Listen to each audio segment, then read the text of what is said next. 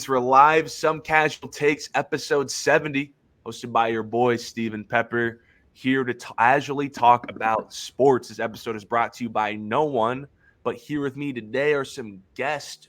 Welcome back. We got Kieran in the corner. Welcome back. Then Chris. It's October. Chris's long-awaited return as well. We haven't had guests on in a while. I'm glad to have guests. I don't know if I said this on a show or hinted it when I did a prediction show, which I would do before the NBA season, because last night was the last game of regular preseason basketball. Tuesday is the opening week tip-off. I was going to get some guests on. There's still games tonight. There are still some preseason games tonight. Oh, okay. Oh, that was at least last night was the final Lakers preseason game. That's why I had that in my mind. There's still some games going on, but Cleveland plays their opening tip-off. I can't do a prediction show on Monday. It would be better if I did a prediction show on Monday, but I'm talking all football on Monday, so I can't do that. But today we are talking a little bit of football. We got Monday Night Football to talk about first, 5 minutes on that. And then we're going to get into all NBA predictions. I got an NBA tier list that I drafted up that I want to get these guys' opinions on. And then we're going to share our NBA predictions as far as awards, favorite team, not so favorite team, and of course, who's winning the conferences in the NBA Finals. But first, let's talk Monday night. I keep saying Monday night. Thursday night football. Jacksonville Jaguars, New Orleans Saints. The Jaguars beat the Saints 31-24. It was probably the most surprising thriller. I think if you were to watch that game, how would that came to a drop touchdown pass? Beats me. But the Jags still won that game, moved on to 5-2. Kieran, what were your thoughts from Thursday night football? The Saints offense, I just don't know how you're going to win with the Saints offense. Derek Carr is way too inconsistent. Pete Carmichael has been there for so long. He tries to think he's Sean Payton, and he's not. I'm glad they're getting Alvin Kamara more involved, but Jamal Williams is just not the guy for him. For Kamara, Mark Ingram worked so well because he's more of a power. I think Jamal Williams is really that because the Saints O-line is not like the Lions. Jamal Williams is not that big of a. He's not a dude. Usually when the Saints have these players to help Kamara, they're usually bigger, like Latavius Murray and Mark Ingram. So, I thought the defense looked pretty good. They looked great. They sacked Warrens, I think, 2 times. ETN is a monster. Dude is amazing. Mm-hmm. Foster Moreau should be cut. Chill, bro. I'm joking. I like Foster Moreau, but you gotta feel bad for him, man. I feel bad for him. But that is one of the worst drop passes I've ever seen. It's kind of funny because everyone today in America, all sports media is going to crap on the New Orleans Saints, how bad the offense is, the fact that they should be better than they are now. They were a drop touchdown pass away from tie game, possibly go for 2 and winning it. It's crazy how that works.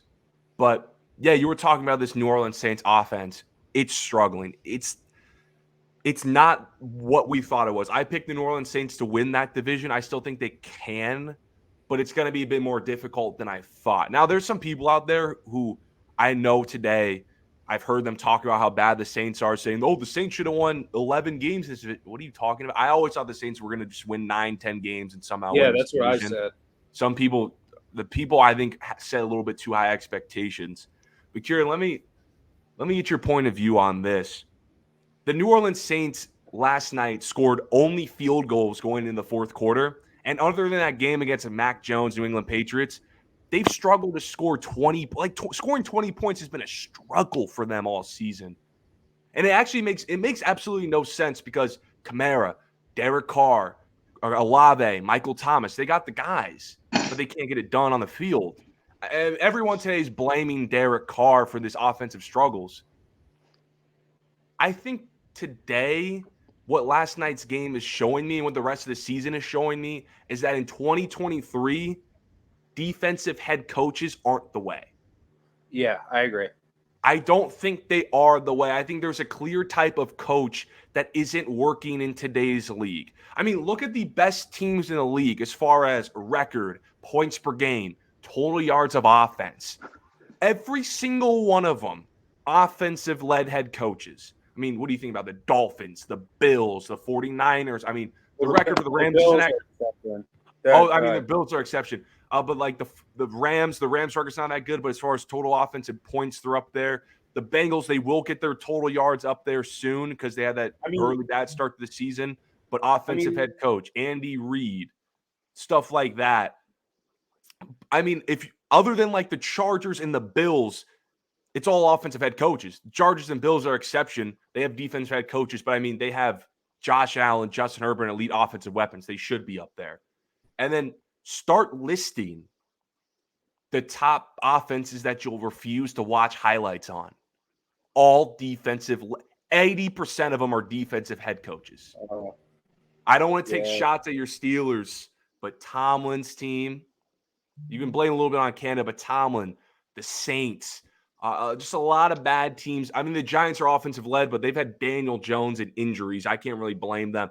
80% are defense. Bill Belichick, Mac Jones. So when you look at these teams, I think today in a league that pivots more to offense, that in a league that's more offensive driven, where you need to score the ball, you need an offensive-led coach. I think today you need that smart offensive-minded head coach and a solid defensive coordinator in today's league. But you can't have a defensive guy. The defensive head coach is always going to get the defense right, but that offense is not going to be good.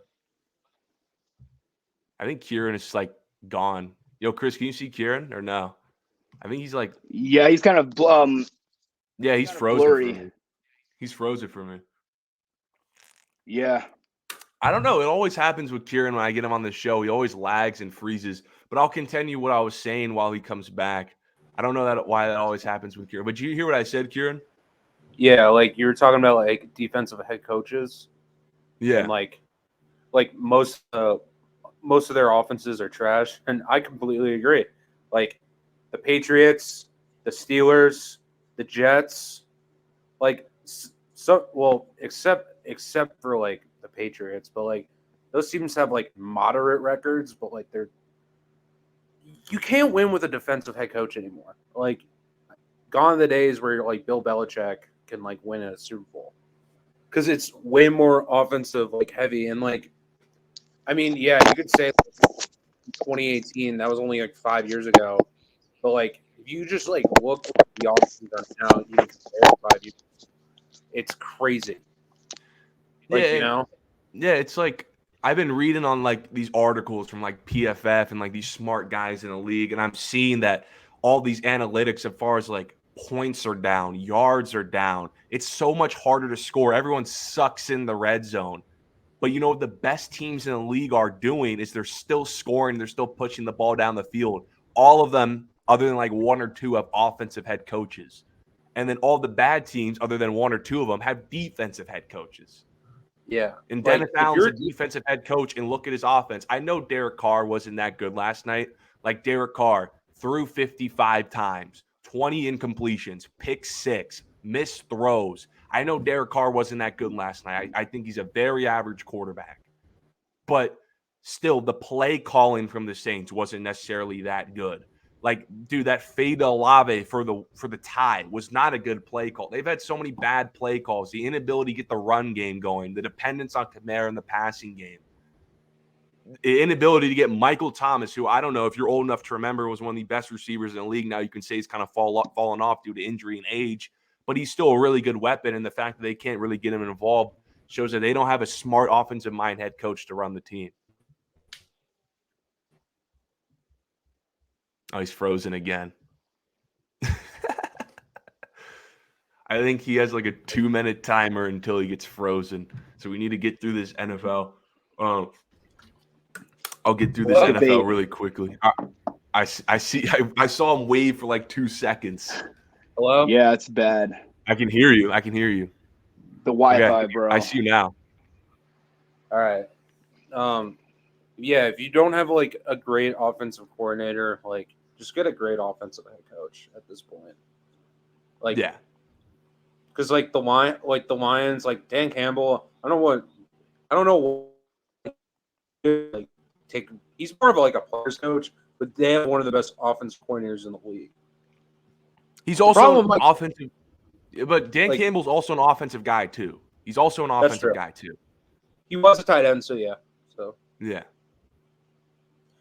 oh man, Steelers wish list. Fire Matt Canada. And defensive head coaches too. They bias defensive free agents. They bias defensive draft picks. They're not the best at finding offensive talent, which does hurt. The offensive head coach is going to bias offensive weapons, bias offensive free agency. They're the best at scouting those players and the best of getting the feel on offense in an offensive league. And in the Saints, man, like I just looked it up. Next year, the Saints are minus $87 million, 87 mil in cap, and they're mid. Yeah. I've been saying this for a while now, and I will forever say this, dude. Once your team is no longer in a Super Bowl window, blow it up. Don't try to re-up. Like, it's not worth it. You're just going to dig yourself in a hole and make it a lot worse. Like, after the Breeze era, it should have been, okay, we're done. Let's just go draft a quarterback. Let's just go trade all of our best assets away and just tear down New Orleans. They try to re-up and carry it along. Sign Derek Carr. Sign all these guys. Keep it going. It's not going to work, dude. You're only making it worse. Like, minus $87 million, Kieran, that's like a team that's trying to go all in for, like, a Super Bowl. Yeah, it's bad. It's horrible. All right, let's if you got one more thing to say about this, let's go to the NBA. Signing Derek Carr, like $140 million, one of the worst moves that they've done. By far. You could have just what? Ride out Jameis, pause, and then draft a quarterback. I would just tank. Like tank. Cam Jordan, does he have any value? Kamara, does he have any value? No. You have a Olave for the future. That's it. Yeah. That's what I would have done. All right, let's go to NBA because we've had Chris here waiting for a long time. I'm excited. Yeah, I've been doing this all summer long. Here are my NBA tiers. I'm not a big tier list guy, but I think going forward on my show, I want to do like tier lists maybe like once or twice a month in the NBA and NFL. I think it's interesting that a lot of shows do tier lists, and I'm like one of the only shows who doesn't do tier lists. So opening the season, here's my tier list, kind of like expectations where I think teams will end up by the end of the year. So let's start at the bottom of my pyramid, okay? I got the bad, but young and fun. These are teams that are like, they're going to be bad. Bottom feeders, lottery picks, bad records, 20 to 30 wins, but they're fun. They got promise in young cores. This being the Hornets, Pistons, Magic, Blazers, Spurs, and Wizards. Like, I know the Hornets last time, like 2 years ago, they were a play-in team. They were the 10th seed, dude. They have a lot of dysfunction. Kai Jones, Bridges, LaMelo's health. I just don't think this team is that good. Like, where would the Hornets get a lot of Miller? I don't think where would the Hornets get Brandon a lot Miller of drama? Yeah, Brandon Miller. Brandon Miller's a nice piece. They're just all young. Miles Bridges drama. Miles Bridges and the K Jones.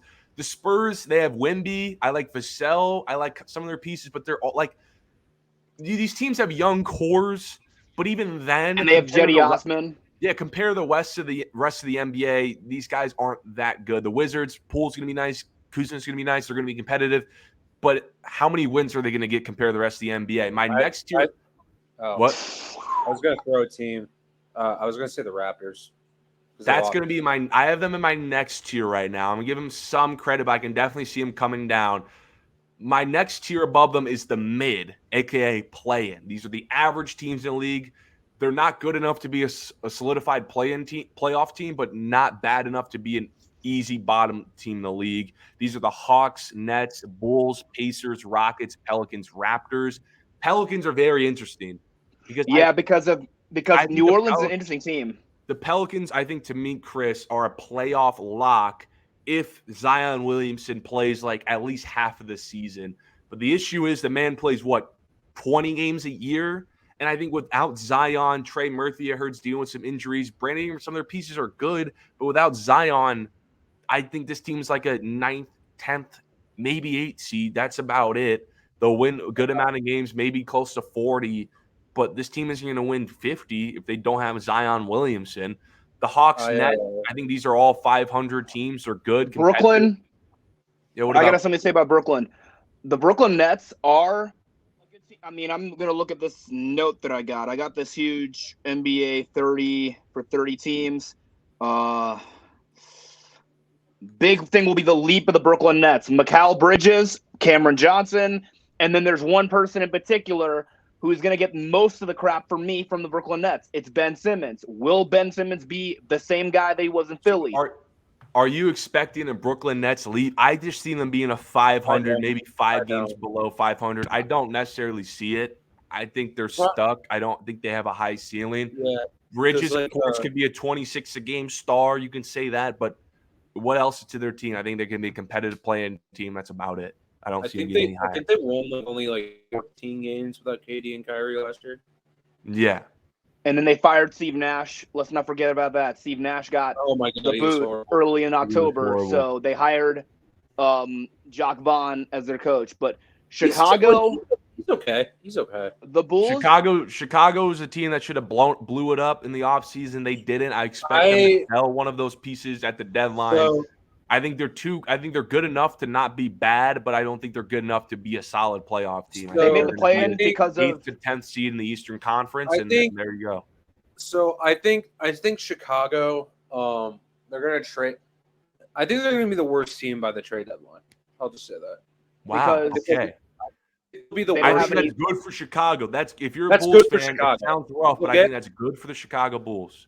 Yeah, just trade LaVine. Just trade. I don't know how you're going to trade DeRozan, but I mean, with Chicago, the bigger question has been health because we already know Lonzo Ball is not playing at all this season, which he may not play next year.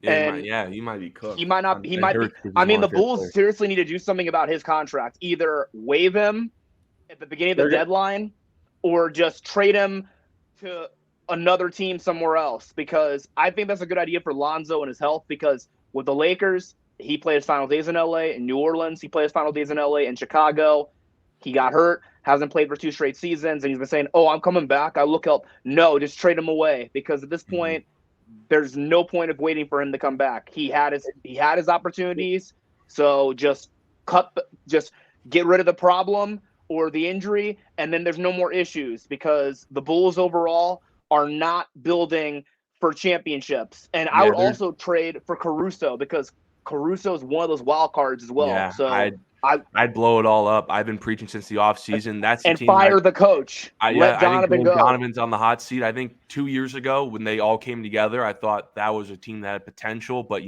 injuries, age, they had a ceiling. They didn't hit it. Unfortunate, but it's got to go. 2 teams in this tier before I move on. The Rockets. I think this is the first year bringing Ime off season of Fred VanVleet and Dylan Brooks. I know those aren't the biggest stars in the league, but those are solid. And you got rid of the other money went to those guys. I understand. They got rid of the problem on the team. They got rid of who. Yeah, I know. He's gone. Kevin Porter Jr. But I mean, they got. Man, I liked him. It sucks. Their young core is growing by the year. Now they bring in the Thompson. They brought in a Whitmore. Bring in Ime. I think this is the first step from them finally getting out of that. Those last 2 years, they were in that bad but fun category. Now I think this team could actually legit make a play-in spot. I think they can.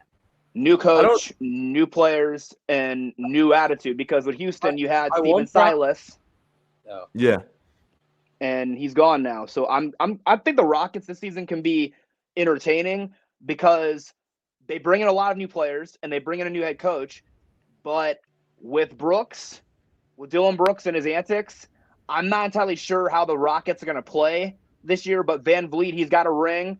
And with his veteran leadership, they can definitely put the young guys, including Jalen Green, under their wing and tell them what they need to do during games or what they expect to do on the court. So having those guys and having Ime, who's been in the NBA Finals as a coach, and he's been a player as a champ, he's won a championship before as a coach as well at San Antonio. Having him there will definitely change this Rockets team from being bottom feeders to play-in team because. Yeah, well, one issue, and then we can move on to next year. My only one issue with the Rockets is that I don't think they have enough defensive presence, and that's what Ime is most beneficial with. Albert Sengun, Fred VanVleet's fine. He's a fine defender. Dylan Brooks, he's okay. I don't know. I just don't like Dylan Brooks. That dude's hot garbage. But anyway. Dylan Brooks is a good defender, bro. Offensively, that's but I don't think this team needs Dylan Brooks to be as good offensively. He should not be on the floor. I don't care. Now, the Raptors that you said were going to be at the bottom soon. I can definitely see it. This is also a team. No Nick Nurse. This is also a team that I thought probably should have blew it up last year, but they didn't. And I think OG Anunoby, when are you trading? No Nick Nurse. Like no Red Van Vliet. Everybody's gone. Bro, is OG Anunoby still on the freaking Raptors? Yes. When is he getting traded, dude? When is OG Anunoby getting traded? Okay, and Pascal too. Whatever like contending team gets OG Anunoby, they could be a contender. Like they could win it all. Like what is a team that needs like a small forward right now? Mavs. If they get OG Anunoby, oh my god.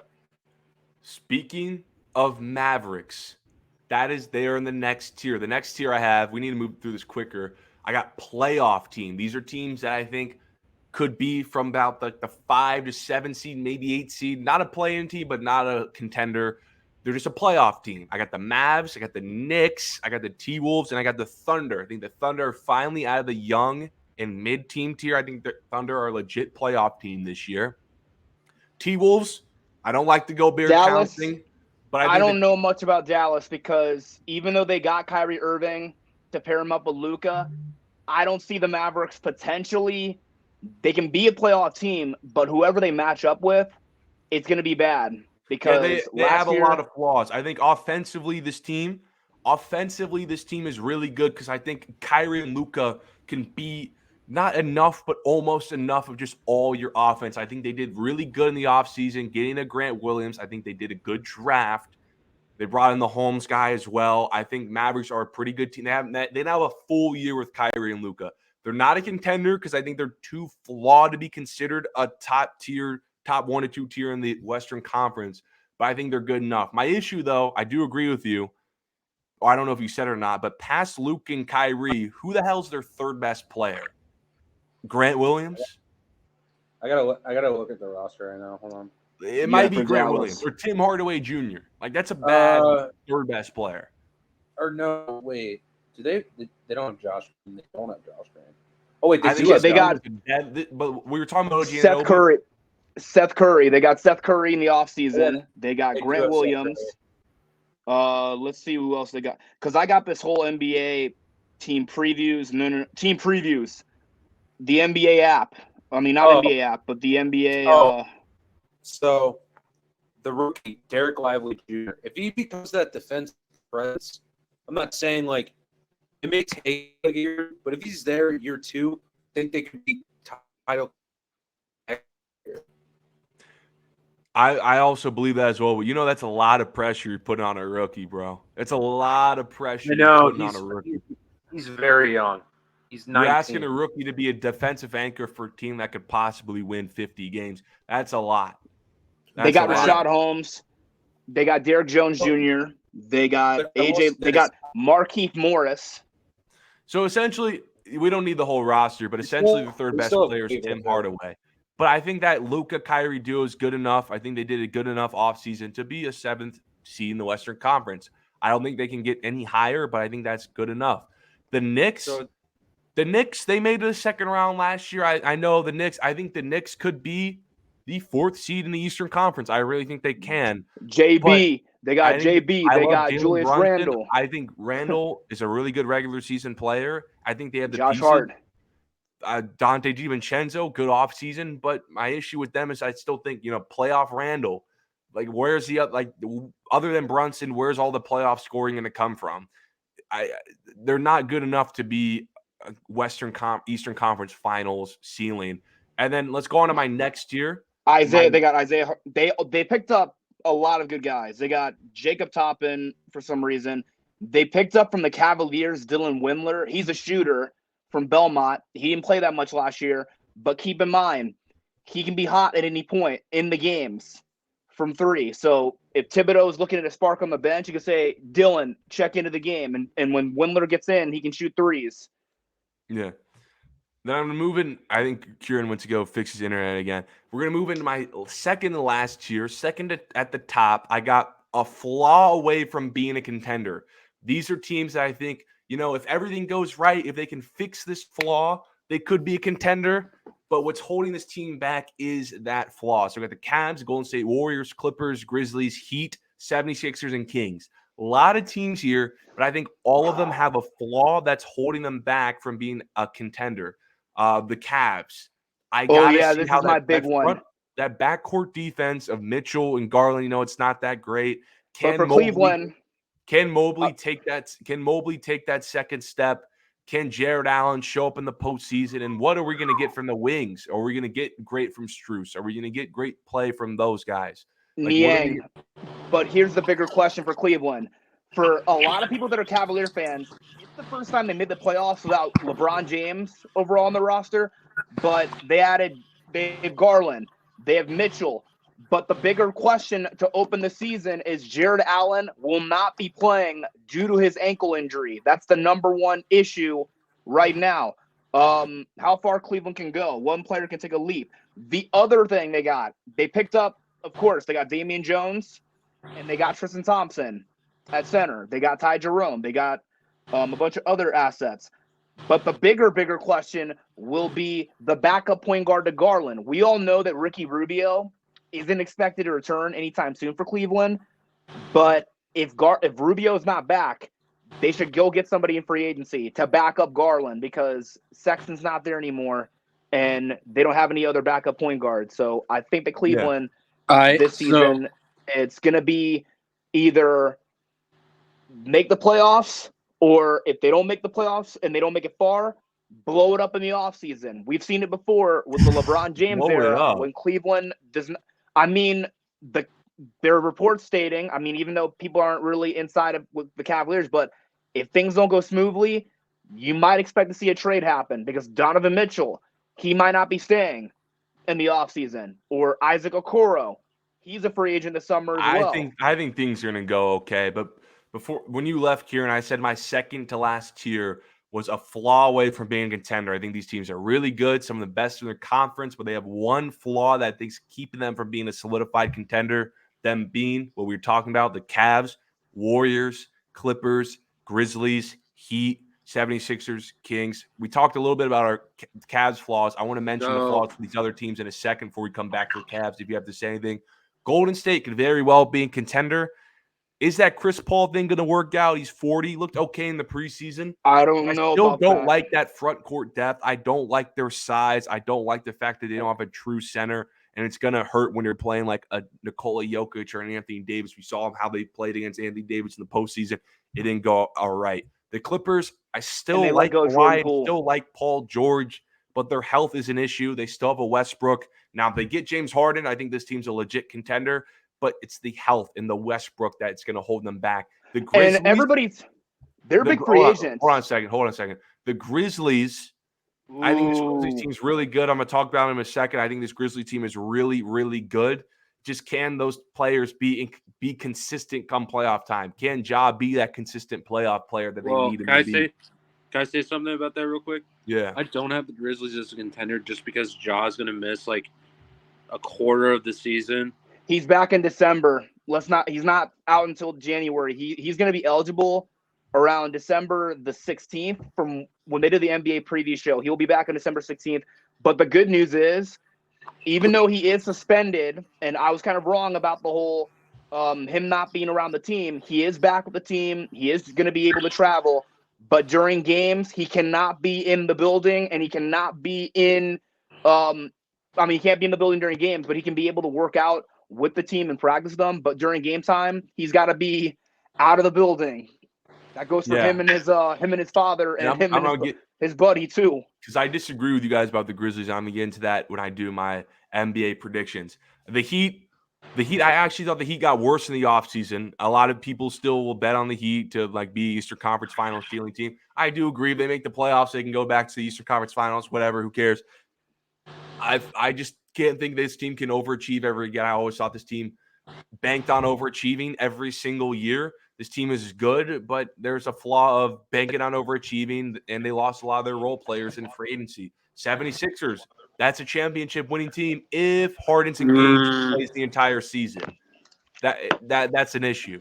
And then the Kings, That could be a championship pushing team if they had defense. So it's like those are the flaws for them. So and then So I made my seeds rankings, right?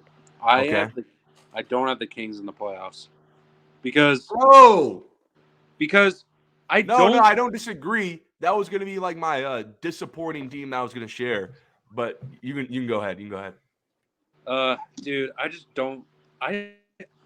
Listen. I respect the Kings. I just think there's a lot of teams that they didn't see last year, and also like I just don't think this team got. Oh my god. I think it was Chris. Yeah, go ahead. No, but like I see this team. They got young players. They got Davion Mitchell. I like him.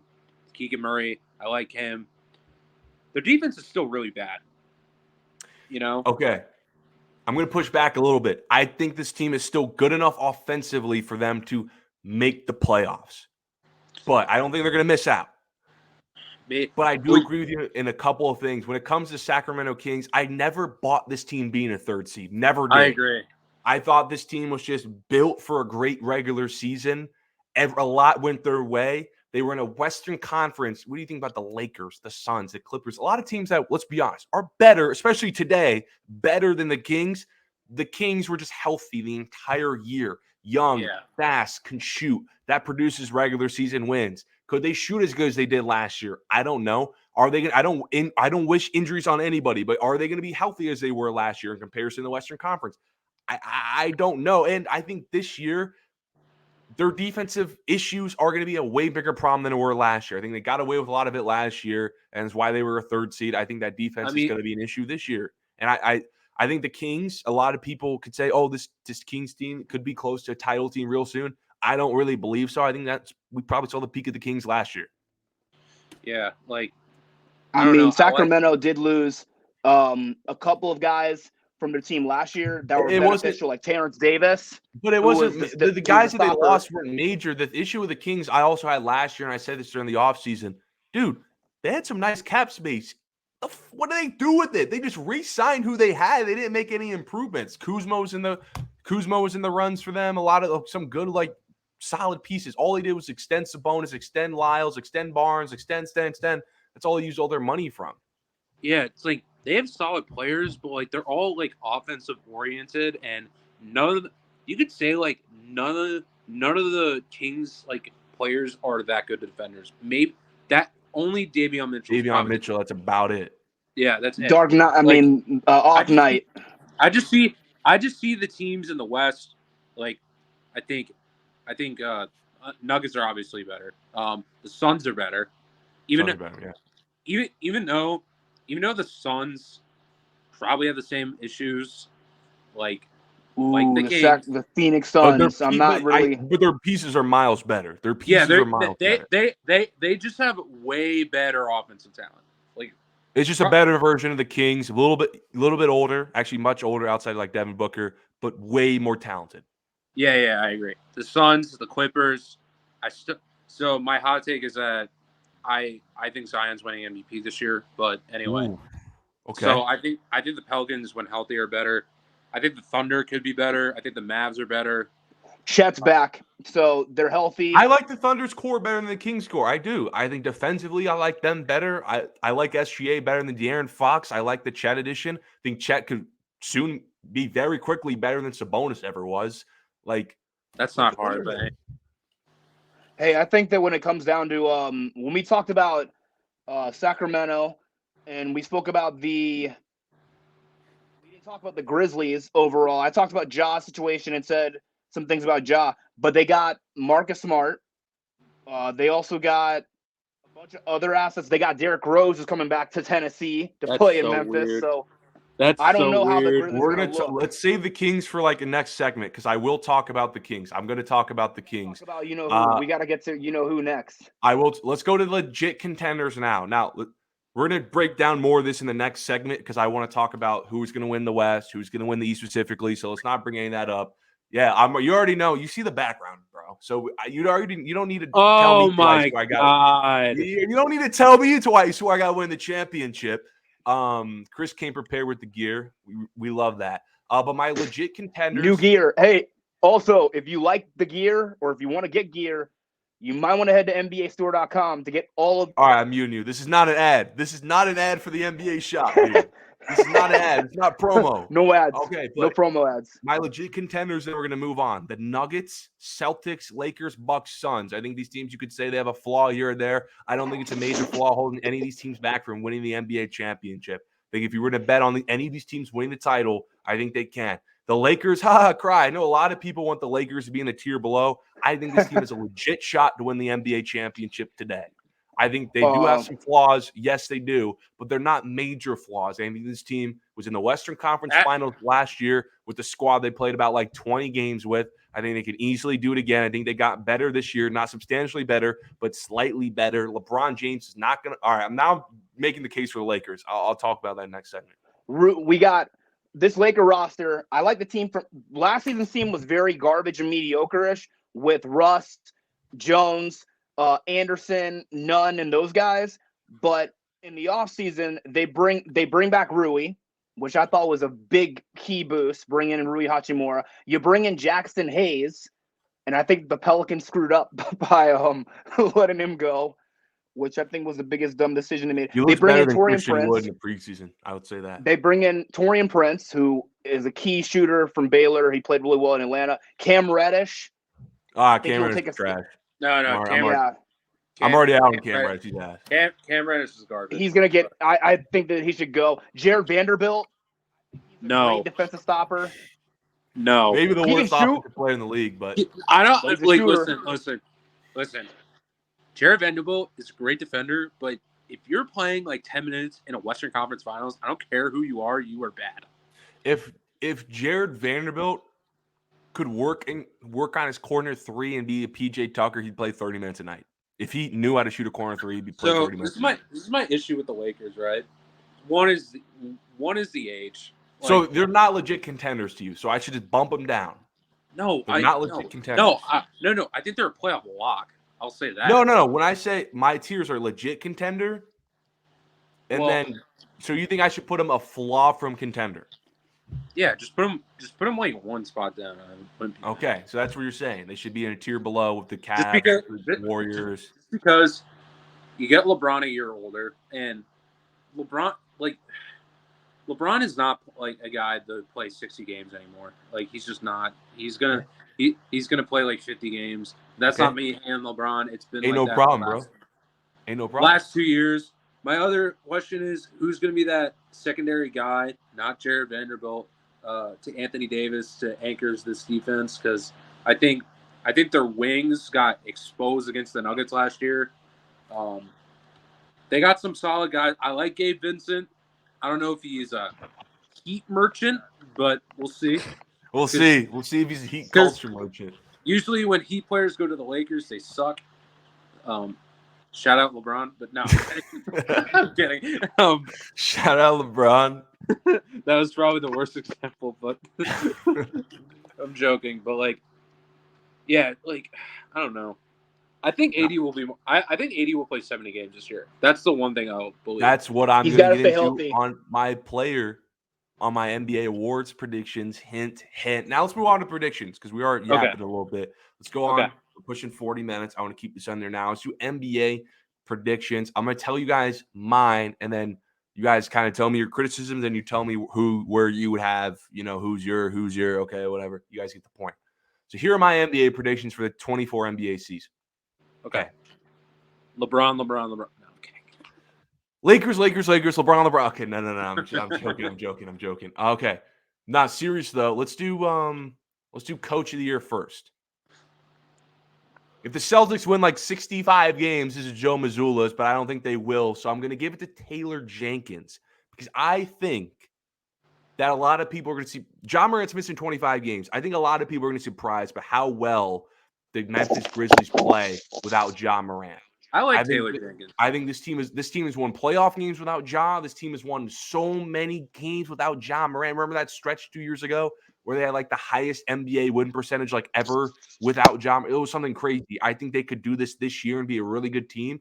And it just shows how good of a coach Taylor Jenkins has that team. Taylor Jenkins always has that team playing at a high level, even without their best player. and I think he's going to win Coach of the Year. Clutch Player of the Year is a new award. A lot of players that are running. I'm going to give it to SGA. I think this Thunder team is going to be really good this year. They're going to be in a lot of tight games, which is going to allow SGA to shoot a bunch of buzzer beaters and score a lot in the fourth quarter. I don't think OKC is good enough to blow a lot of teams out. I think they're going to be in a lot of tight games that a lot of teams are going to play, and it's going to give SGA a lot of opportunities. Yeah, I have a question. Like, what's the criteria of that? I think what do they look? I could actually look that up. What is it, like fourth quarter scoring? I think because De'Aaron Fox was really high on fourth quarter scoring last year, and he won it. Probably efficiency in the fourth, maybe buzzer beaters. Like, oh god, but yeah, I think whenever you disconnect, I wouldn't be shocked if that award goes to like a team that's like on a lower seed. I wouldn't be shocked. We'll see, because they're gonna be in a lot. Like, I think a lower seed will like be in like a lot of close games. Maybe Anthony Edwards could win it. Maybe he could. Jalen Brunson could win it too. I think Jalen Brunson got some talk about it last year because he was also clutch. My most improved, there's a lot of people can go up. Like, most improved, it's hard to predict this one because there's not a lot of players who I think are going to make like the biggest leap in the world. There's not like this huge, like, oh my God, he's going to go from 10 to 20.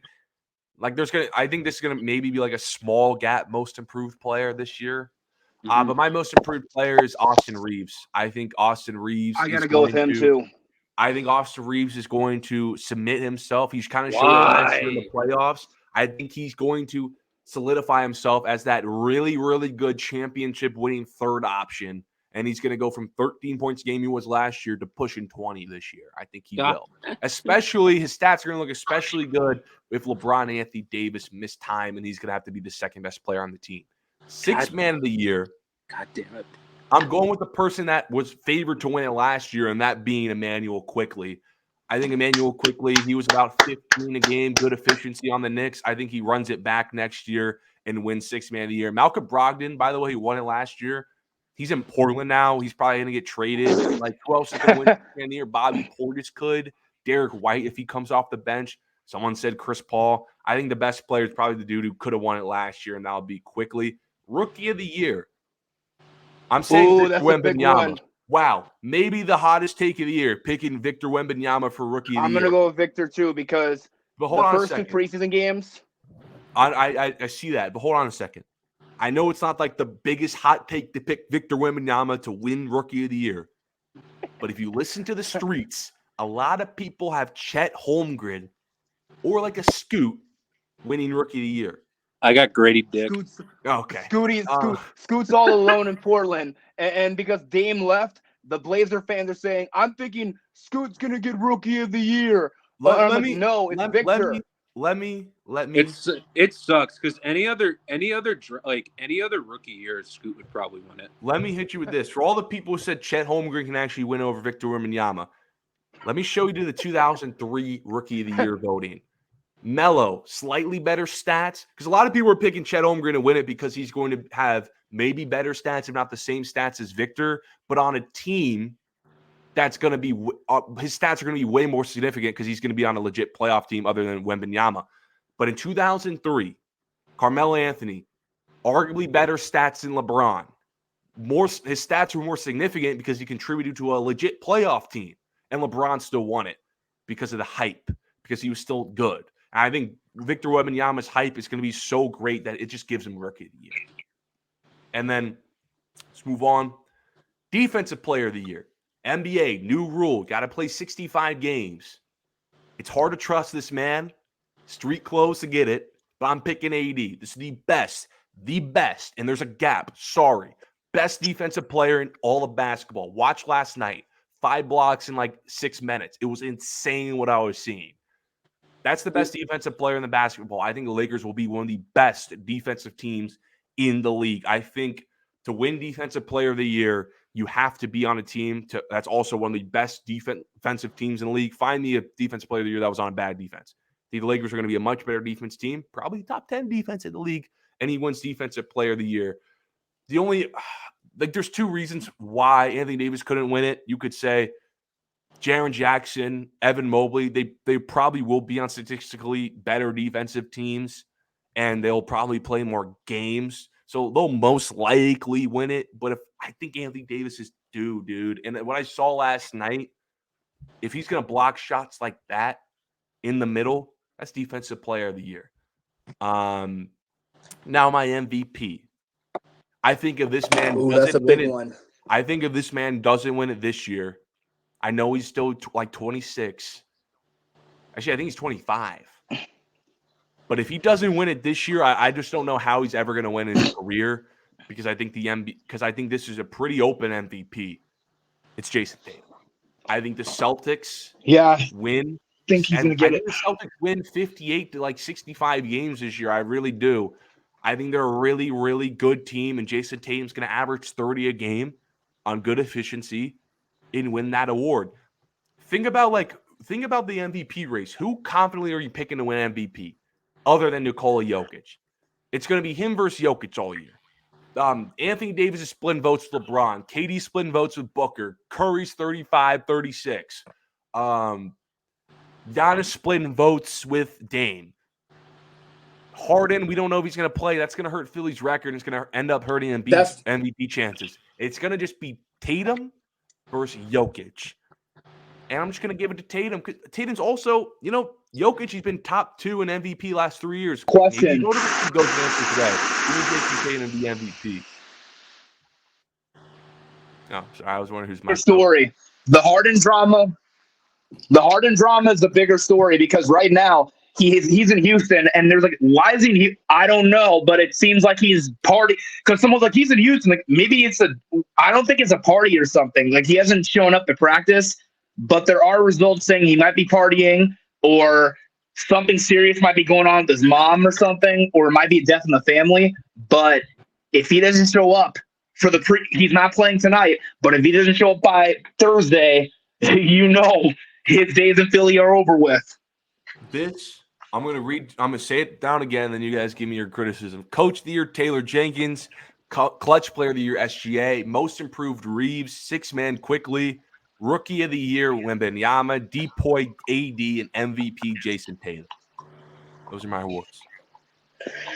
We're forgetting about one other team. Well, Austin Reeves is not winning it because I hate Austin Reeves, so I'm not supporting that man. And who's winning it then? Who's winning Most Improved? Because the Vegas favorite right now is Mikal Bridges. And I think Maxi's number 2. Mac, is it a bad take to say Quickly? No, I think he's probably top 10 as far as odds. But where do you think? What type of jump do you see out of Emmanuel Quickly?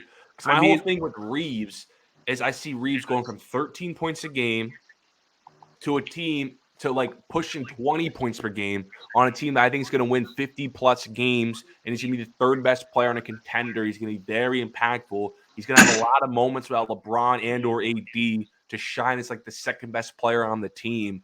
And I think he's going to take that 20-point per game step. I don't know about 20 points. I'll give him 16. And he's in year 3. Typically, that year 2 to 3 jump is what a lot of people get Most Improved. That year 2 to 3 jump. Yeah, yes, but my problem with Reeves is that he's already 25, and usually people in their 30s are 21 or 22. So I'm not really sure much. I'm not sure how much Austin Reeves is going to get better from this. The thing is that he obviously will average more because he started on the bench for most of last year. Yeah. But 20 points, I see more 15 to 16. Okay. I'm seeing 18. I think this man can actually push 20. Just because I don't know how much this dude is going to get better. With Quickly, I don't think we've seen his full potential yet because he's been on the bench. And he's probably sadly going to be on the bench, but he's a great defender. He's a very good passer. I think we're going to see more of a finishing leap from Quickly this year. So I don't see it as a bad take. Now, wait, so Quickly you think he's going to win Six-Man and Most Improved at the same time? He could. Has someone ever done that before? No. But I know this guy is 30, but I think we can see I think you can see a Josh situation where like Josh went from a good player to a superstar. I think Evan Mobley. There's a huge echo. Yeah, I think it's Chris. But What? I think Yeah, a it was guy. Chris. I You're think a echoing, guy. Chris. I'm just gonna mute Where? you. Where am I? Where am I I'm just echoing gonna at? mute you till you talk. Am I echoing still? Yeah. A little bit, yeah. I think. There you go. So I think a guy like Evan Mobley can win it because I don't think we've seen his offensive game to its full potential yet.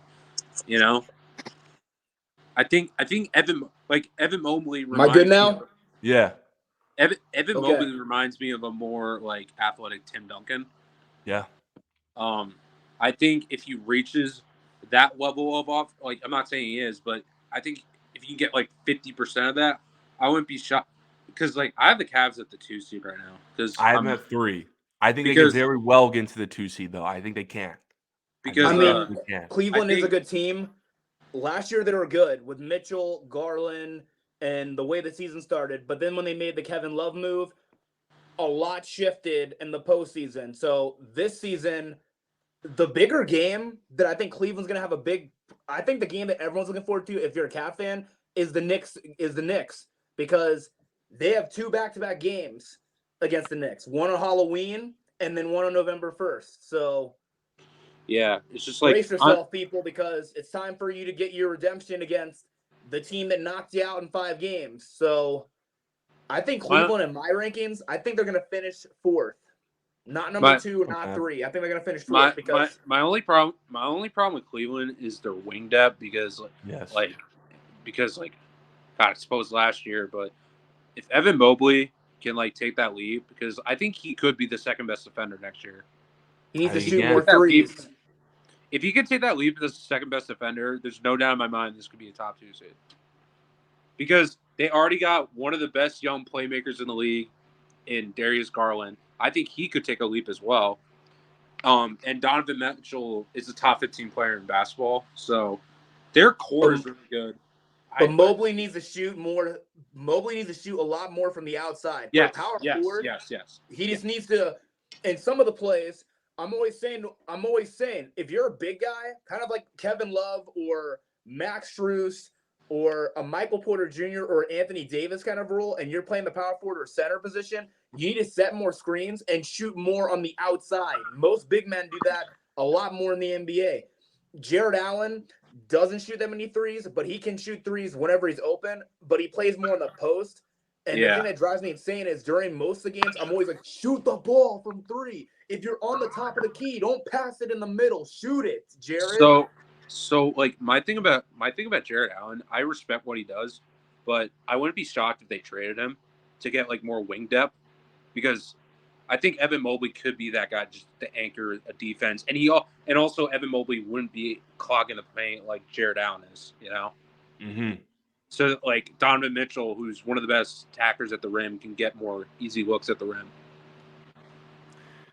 Yeah. Your MVP was Zion, right? Was that a like dark horse or like your legit MVP? Like when Zion is healthy, the Pelicans are really good. They are. Yes.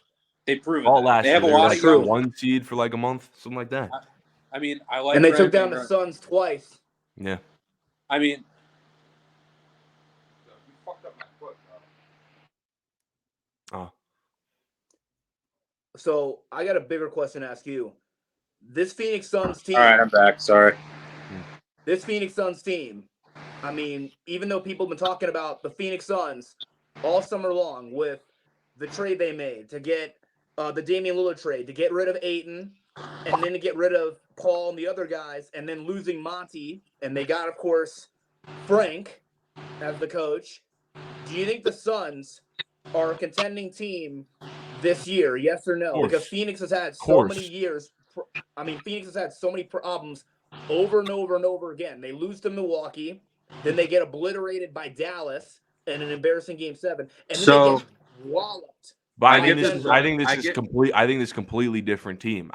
Of course, like the depth it's not the greatest. I think that swap for Nurkic and Aiden kind of helped a bit, adding like a adding like a Grayson Allen. I think they got like Nasir Little, and they got some depth. Eric Gordon off Nurkic. the bench. Utah wannabe.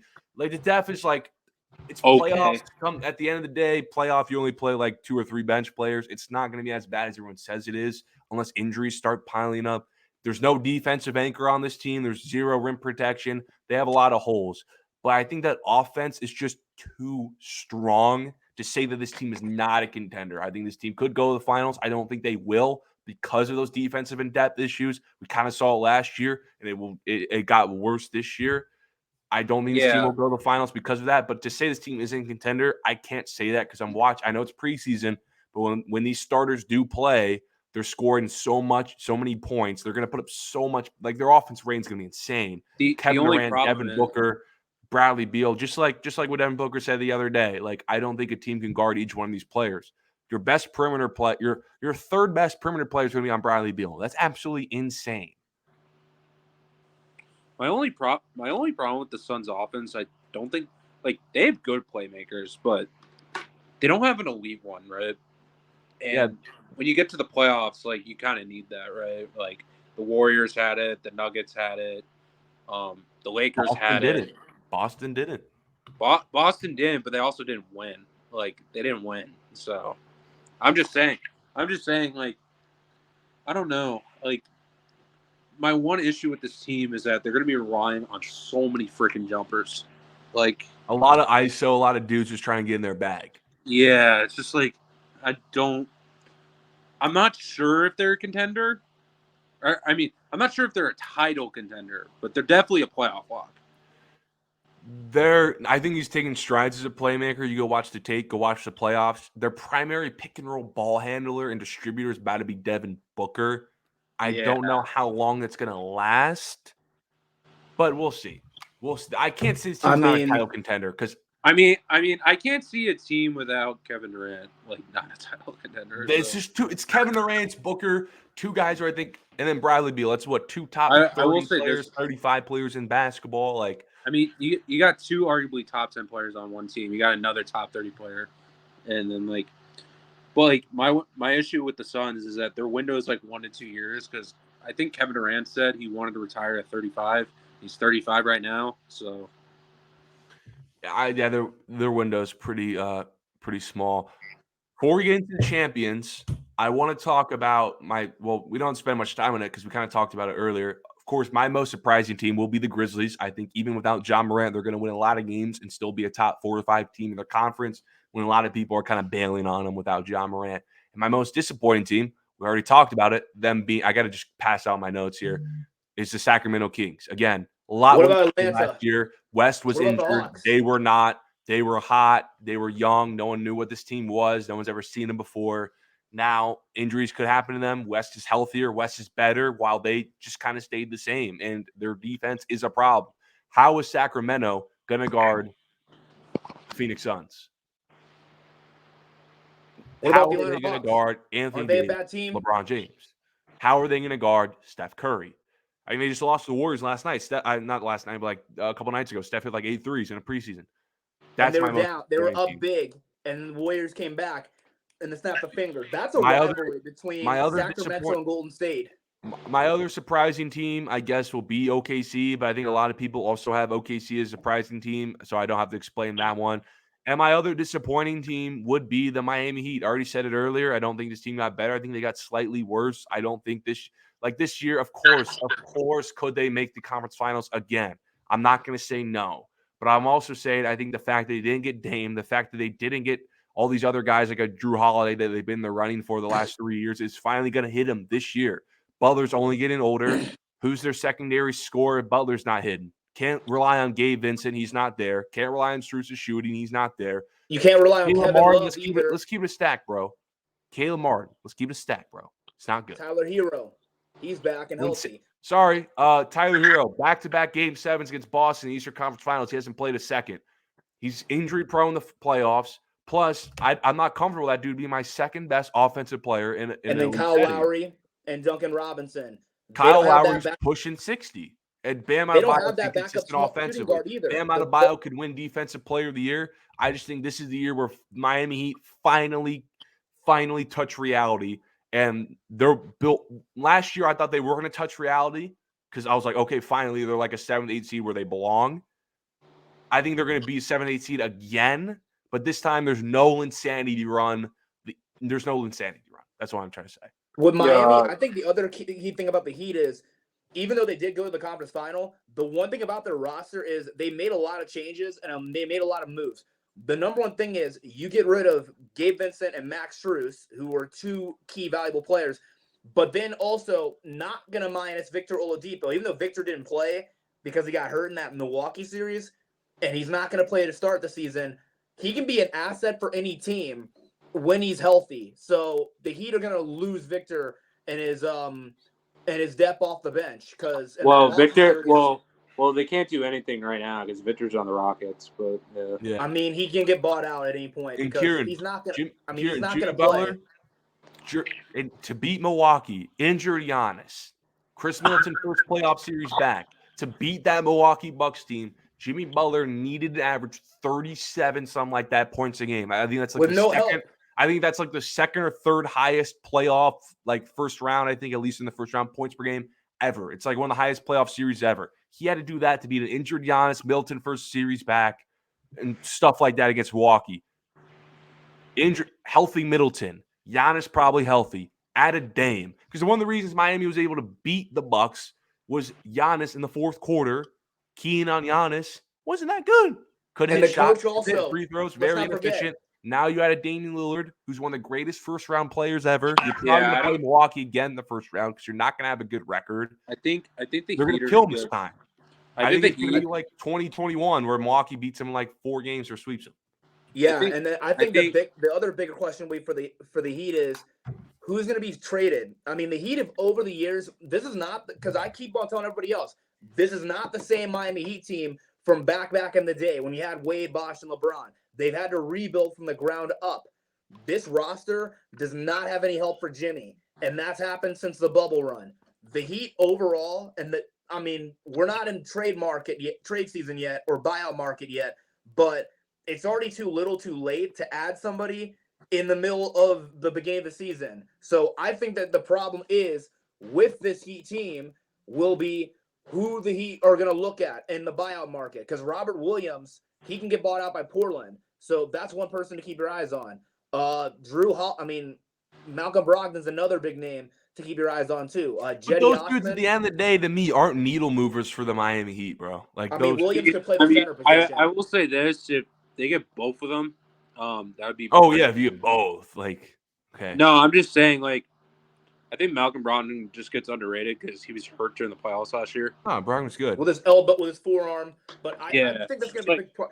But we didn't talk about one other team in the East. There are 2 teams. Someone talked on the Twitch thing, but the Atlanta Hawks were one team that we didn't even mention. But I don't think Atlanta's going to make any big moves with Trey. We're already an hour in. We don't spend time on them. They're I talk about Pacers, Hawks, mid. That's all you need to know. Mid. I will say this though. Utah is also mid too. You're a Jazz fan. Yo, Steven. They're mid. Yeah. Can I just say my surprising team in the East? Yeah. I have the Magic as the 7th seed. Okay.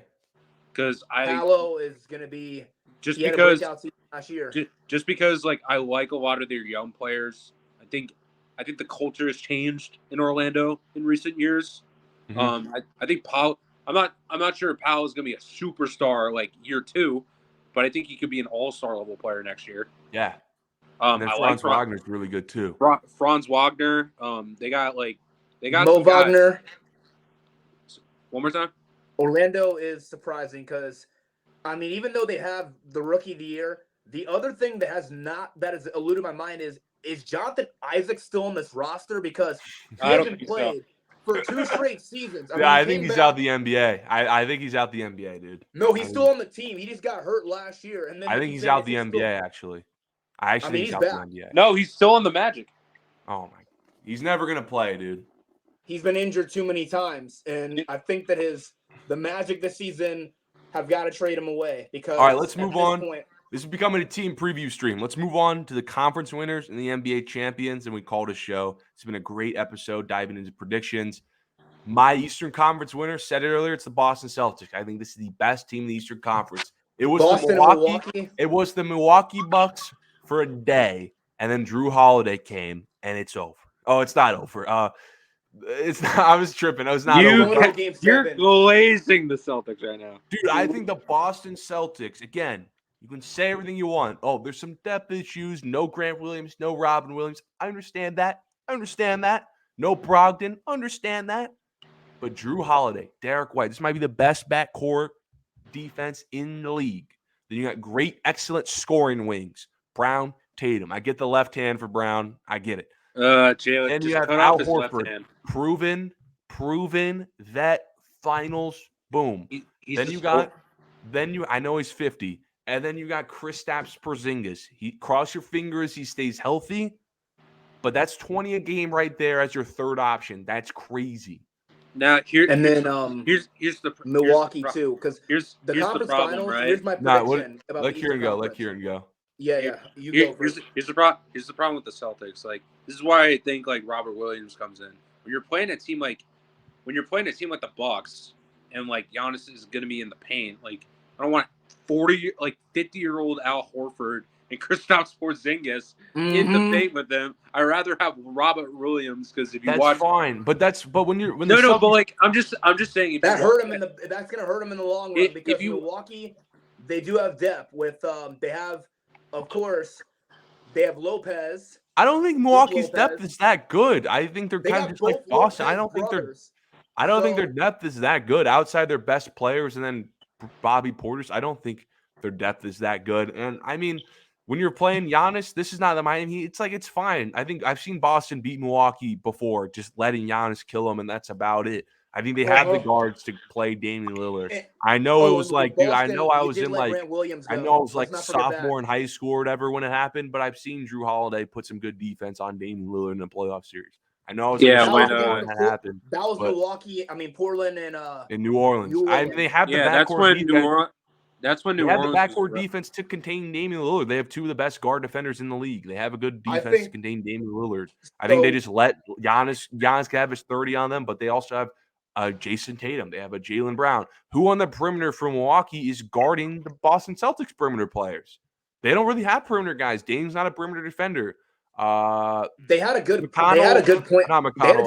Connaughton, not necessarily. Giannis is not the best perimeter defender. You're not putting Giannis on Jaylen Brown or Jason Tatum like that. You're not.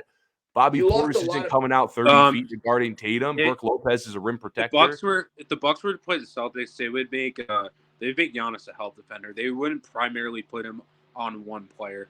That's what I'm saying. It's like, I trust that.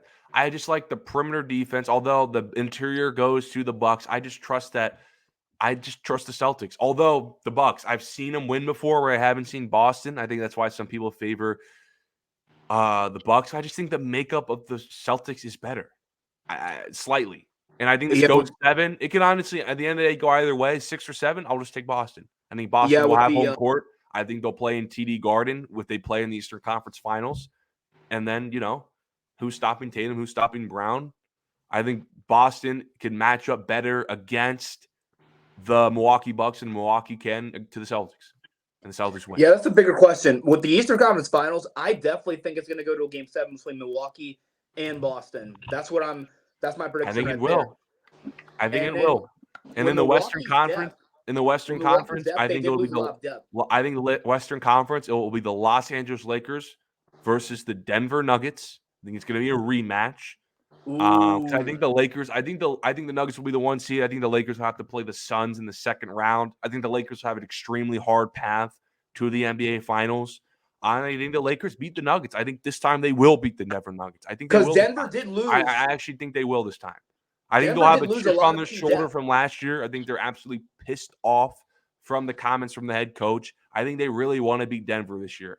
I mean, you can't get a quote from LeBron or Anthony Davis or any of them, but I truly think they will want to beat the Denver Nuggets. Even if like Denver lost some depth, they have guys to fill those roles. Like, I like Christian Brown. He's a good player. He is good. But I think this Lakers team, I think you can say, oh, but Schroeder's good. I think they got better than last year, was substantially better. But as far as like they brought everyone back for cheap, I see a jump from Austin Reeves. They still have Rui Hachimura. They still have Vanderbilt, although he's a not so great offensive player. He's going to play good defensive assignments. Anthony Davis, I think he's going to play more games. I think the Lakers are going to have home court more. I think Anthony Davis is going to be the identity of Anthony Davis is going to be better this year. LeBron isn't going to slow down. I think we're going to see a really good LeBron this year. I think we are. I think Denver I think we're going to see a better LeBron than we saw last year. I think Tuesday LeBron's night, going to come. I think LeBron's going to be good this year. I think I Tuesday see a night, healthier man. Lakers this year. I like Gabe Vincent. You could say he's like a Heat culture merchant that you said earlier, but he's a third leading scorer for the Heat in the NBA Finals. That absolutely matters. That's coming to the Lakers. Austin Reeves 20 a game in the playoffs last year. That's what you're getting for this Lakers team, and I think they go in to Denver, and I think they beat them in 6 games. I had them beat them in 6 like last year. I think they actually beat them in 6 this time. They go on the NBA Finals. The league has been waiting for this. I think the league should have rigged the Eastern Conference, Western Conference Finals last year for a Celtics Lakers. We haven't had it in a decade, and I think it's time. On Christmas Day, we get a Lakers-Celtic matchup. Yeah, but in the NBA Finals, I think we need I wanna it's see time that. for Lakers-Celtics in the finals for the new generation to get a taste of what the Lakers-Celtics rivalry feels like. It's time, and I think they both play, and I think this time it goes 6-7 games. Lakers.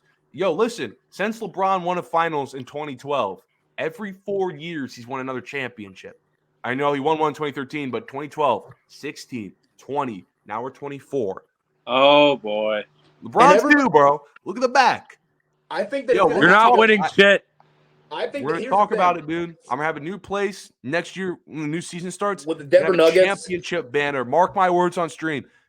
When I get it next year, I'll have a championship banner behind me, bro. Oh, yeah. The Denver Nuggets for Nugget fans. Hey, Steven. Here's one thing I didn't tell you, buddy. So over the summer, I read a book about the Denver Nuggets and how they won the final, and there were so many key pieces on that team that helped them win. The 2 key guys or 3 guys who are not there, who didn't get minutes. They don't beat the Lakers without Bruce Brown, and he's gone. And he's Jeff gone. Green. They don't beat Jeff the Green Lakers is gone too. without you lose Bruce Jeff Brown, Green and he's Brown. gone.